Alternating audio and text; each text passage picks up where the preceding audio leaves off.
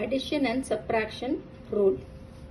So இந்த மாதிரி பாக்ஸை ரிமைண்ட் பண்ணிக்கோங்க. இது வந்து சைன், இதுவும் வந்து சைன். இப்போ மைனஸ் மைனஸ்ன்ற நம்பர் வந்தால் ஹேவ் டு இந்த சைன் என்ன பண்ணணும், மைனஸ்ன்னு போடணும். அதே மாதிரி ப்ளஸ் ப்ளஸ்ன்ற நம்பர் வந்தாலும் நம்ம ப்ளஸ். ஸோ நம்ம என்ன ஆப்ரேஷன் பண்ணணும்னா ஆட். என்ன இது யூஸ் பண்ணோம், சிம்பிள் இந்த மாதிரி ரெண்டு மைனஸ் இருந்தால், சி ஃபார் எக்ஸாம்பிள் -4 -3. ஸோ ரெண்டுமே மைனஸ் இருந்தால் சைன் என்ன பண்ணணும், மைனஸ் ஆட் பண்ணணும்.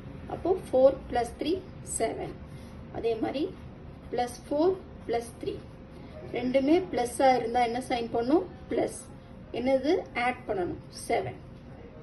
இப்போ ஒரு மைனஸ் ஒரு ப்ளஸ், அதே மாதிரி ஒரு ப்ளஸ் ஒரு மைனஸ் இருந்தால் எது கிரேட்டராக இருக்கும் அந்த சைன்.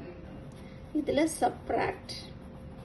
நல்லா ஞாபகம் இருக்காங்க, ஒரு மைனஸ் ஒரு ப்ளஸ்ஸாக இருந்தால் கிரேட்டர் நம்பர் என்ன சைனோ அந்த சைன் தான் போடணும்.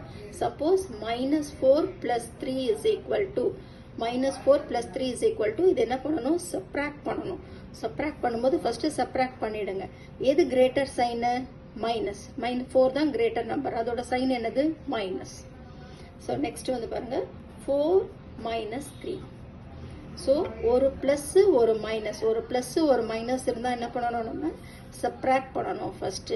அதுக்கப்புறம் எது கிரேட்டராக இருக்கோ அந்த கிரேட்டர் சைன் என்னது, ப்ளஸ். அப்போ +1. இப்போ சப்போஸ் -7 -1. ஸோ ரெண்டுமே மைனஸாக இருந்தால் என்ன பண்ணணும், மைனஸ் போட்டு ஆட் பண்ணணும். -7 + 1 மாறி இருக்கு, மைனஸ் ப்ளஸ். அப்போ என்ன பண்ணணும், சப்ராக்ட் பண்ணணும். சப்ராக்ட் பண்ணிட்டு எது கிரேட்டராக இருக்கோ அந்த சைன் போடணும். புரிஞ்சுச்சா?